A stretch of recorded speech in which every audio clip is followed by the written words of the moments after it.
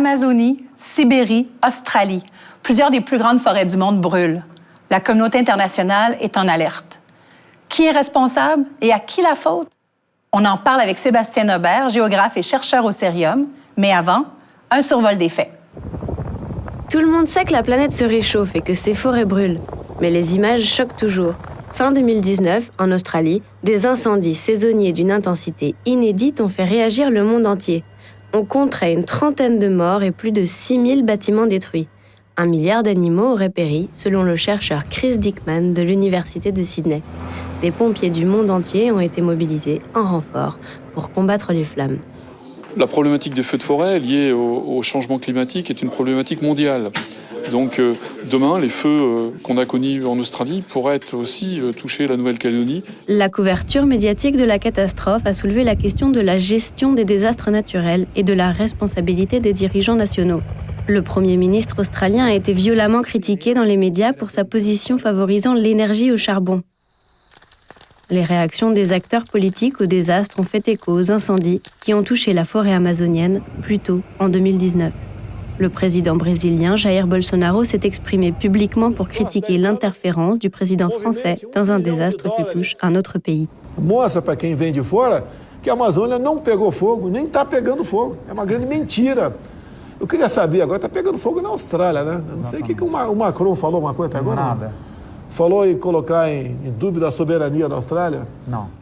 Si ces catastrophes naturelles en série produisent un débat mondial échaudé, elles rappellent surtout les mises en garde des experts du GIEC qui prédisent l'intensification et l'aggravation des conséquences du réchauffement sur la planète. Alors, pour parler des forêts, nous avons avec nous Sébastien Nobert, géographe et chercheur au Cérium. Bonjour, Monsieur Nobert, bienvenue à Reste sur le monde. Merci. Alors, on pourrait dire que les forêts ont eu une dure année en 2019-2020. Qu'est-ce qu'il faut comprendre? Est-ce qu'il y a un lien entre tous ces incendies qu'on voit qui touchent à peu près tous les continents?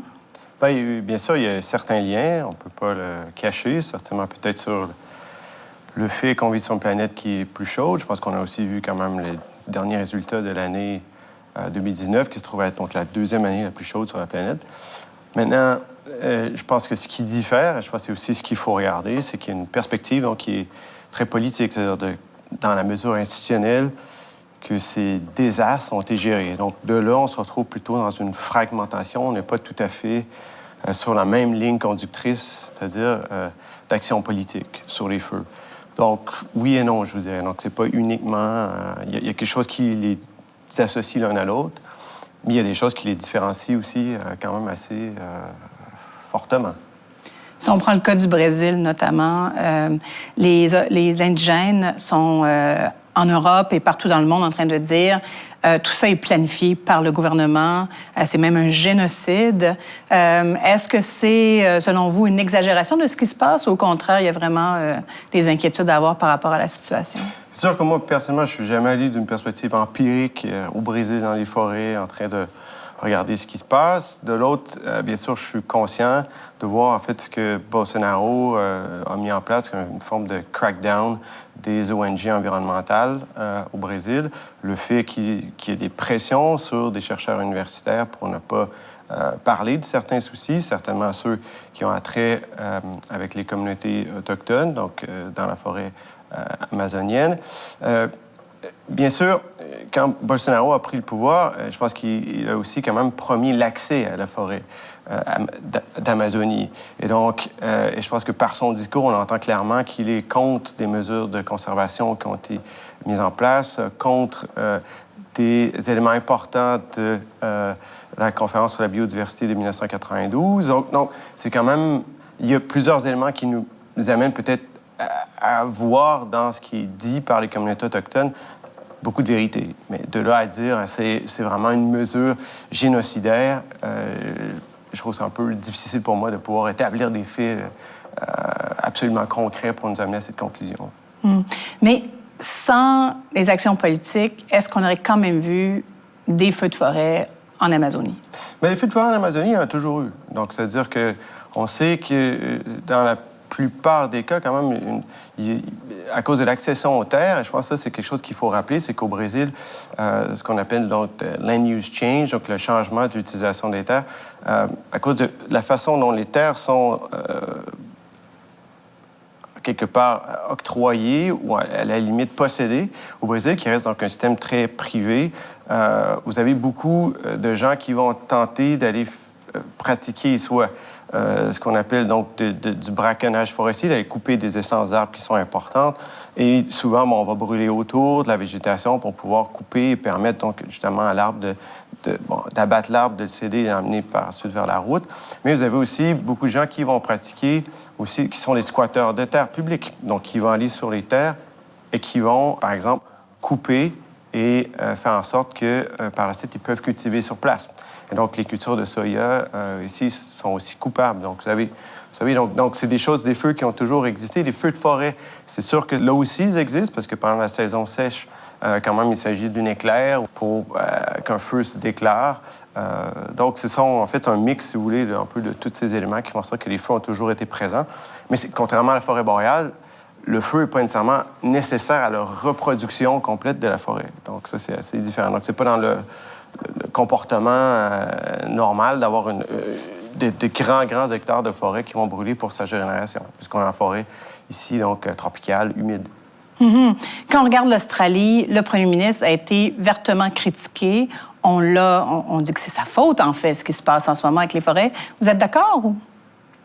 Bien, c'est-à-dire que depuis Michael Howard, quand même, les conservateurs en Australie ont toujours été très critiques face au changement climatique, ont été très critiques face à la conservation et je dirais même à la préservation de la nature. Donc, ce qui fait qu'on a toujours mis les pieds sur l'accélérateur de l'exploitation minière, l'exploitation des ressources en général, un peu comme le Canada, en fait.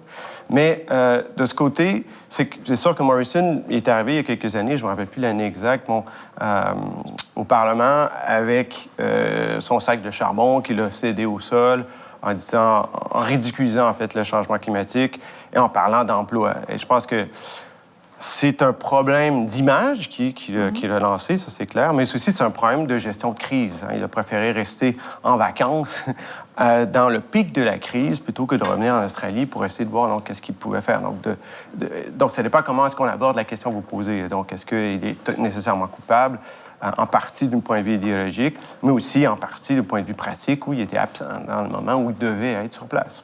On voit que la communauté internationale commence à lever la voix. On a vu notamment l'affrontement entre Macron et Bolsonaro l'été passé, où Macron disait à Bolsonaro « Ta forêt, c'est aussi la nôtre, hein? Ça appartient au patrimoine de l'humanité. » Bolsonaro qui a assez mal réagi à ça en disant « Non, il y a une question de souveraineté ici. » Qu'est-ce qu'il faut voir dans ce débat-là? Qui a raison? Bien, c'est difficile parce que c'est un argument moral, d'une certaine façon. Donc, et c'est sûr qu'un pays comme le Brésil, un géant de l'Amérique du Sud, n'aime pas vraiment se faire dire quoi faire par une ancienne puissance coloniale. Donc, c'est tout à fait normal de rebuffer, en fait, quelque chose comme ce que Macron disait.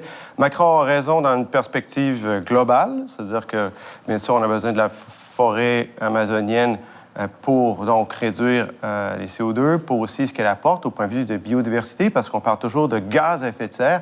C'est une chose, je pense qu'il faut parler quand même de la biodiversité, la perte de biodiversité qu'on a. Je pense que le dernier rapport des Nations Unies l'année dernière, au mois de mai, nous disait que des millions d'espèces qui sont maintenant menacées sur la planète. Ça, c'est quand même assez important. Donc, s'il s'engage dans cette voie, là, il y a un enjeu moral essentiel. De l'autre, Bolsonaro a aussi raison d'une certaine manière. Est-ce que le Brésil dirait aux Français, bien, écoutez, arrêtez d'utiliser des subventions européennes et de polluer la mer du Nord à cause des pollutions qui viennent de votre agriculture, parce qu'en bout de ligne, les pollutions globales vont nous affecter indirectement. Donc, de l'autre, on est un peu dans la même chose. On peut se lancer la balle sans arrêt. Je pense que si on se lance dans l'échelle globale, on se retrouve dans des politiques internationales de l'environnement qui sont plutôt difficiles à bien cadrer dans les arguments de droite et de gauche, si vous comprenez. C'est ça. Donc là, en ce moment, la communauté internationale met beaucoup la faute sur certains leaders politiques, mais il y a aussi une responsabilité partagée. Les réchauffements climatiques ne se sont pas faits seulement par les pays du Sud. Justement, comment la communauté internationale peut prendre cette responsabilité-là? Est-ce qu'il y a moyen d'ensemble faire quelque chose pour protéger les forêts? Bien, je pense qu'il y a déjà des mesures qui ont été mises en place par ce qu'on appelle le UNFCCC, donc la Convention cadre sur le changement climatique, en fait, qui est née à Rio ici en 92. Donc, où on s'était fixé quand même des buts sur des moyens de mitigation, par exemple aussi, au changement climatique, qui était donc le reboisement. On a mis en place aussi des mesures de conservation des forêts tropicales. Donc, il y a plusieurs choses qui ont été mises en place, en fait. Mais, donc, c'est-à-dire qu'il y a une initiative qui est en place depuis 92 et on a toujours ces COP à chaque année où on vient renégocier, en fait, qu'est-ce qu'on peut faire sur notre protection des forêts, sur justement la gestion du CO2 en général, dans sa bulle très vaste. Et donc, on voit que ça fonctionne plus ou moins. Pourquoi? Parce que la plupart de ces conventions, en fait, n'ont pas nécessairement de droit de venir s'imposer dans des compétences nationales et régionales. Et donc, et c'est un peu compliqué parce que généralement, ces négociations sont toujours faites par des pays qui veulent quand même garder une certaine forme d'accès, en fait, aux soi-disant ressources d'Amérique du Sud, d'Afrique, d'Asie, etc., qui viennent généralement d'Europe et d'Amérique du Nord, donc ce qu'on appelle le Nord global. Donc, est-ce qu'il y a des éléments qui pourraient être mieux? Bien sûr, mais on se rend compte que la façon qu'on a établi, disons, les frontières de négociation actuellement et la façon dont on parle du problème est toujours de façon quantitative et toujours de façon à nous amener vers, justement, des dimensions assez comptables de la chose, alors qu'ici, on parle d'enjeux moraux, excusez-moi, qui sont justement sur la survie des espèces sur la planète, incluant nous, humains. Et donc, c'est peut-être, va falloir un jour aborder ces problèmes d'une perspective. Mais justement, le Nord global a tendance à faire la leçon aux pays du Sud. Ouais. On a une des plus grandes forêts boréales au Canada. Est-ce que nous, on fait notre travail? Non. C'est simple, non. Le Canada est loin d'être un exemple environnemental, ne l'a jamais été, de toute façon. Et donc, je trouve ça difficile, moi, quand on me dit que le Canada va aller donner des leçons sur la gestion des forêts au Brésil, alors qu'on l'a vu ici au Québec, on peut le voir aussi dans le reste du Canada, on peut le voir en Alberta avec l'utilisation des sables bitumineux. Ce sont des désastres environnementaux, quand même, ou environnementaux, je dirais, qui auront des conséquences quand même au très long terme. Donc, la gestion des forêts boréales, actuellement, on peut parler de celle du Québec, c'est mieux que c'était, mais c'est quand même pas un exemple. Okay. Mais donc, on a peut-être un examen de conscience à faire nous-mêmes sur ce genre-là. Voilà, et si on s'informe, d'ailleurs, le dernier rapport qui a été publié l'année dernière sur l'état des faits au Canada démontre que le Canada se réchauffe 2 fois plus vite que la plupart des autres pays dans le monde. Donc, c'est un pays qui, par habitant, est l'un des plus grands consommateurs d'eau, l'un des plus grands consommateurs à peu près tout, en fait. Donc, il n'y a pas de leçon à donner au Nord global, au Sud global, excusez-moi, et même dans d'autres endroits d'Europe. Merci beaucoup pour ces éclaircissements, M. Nobert.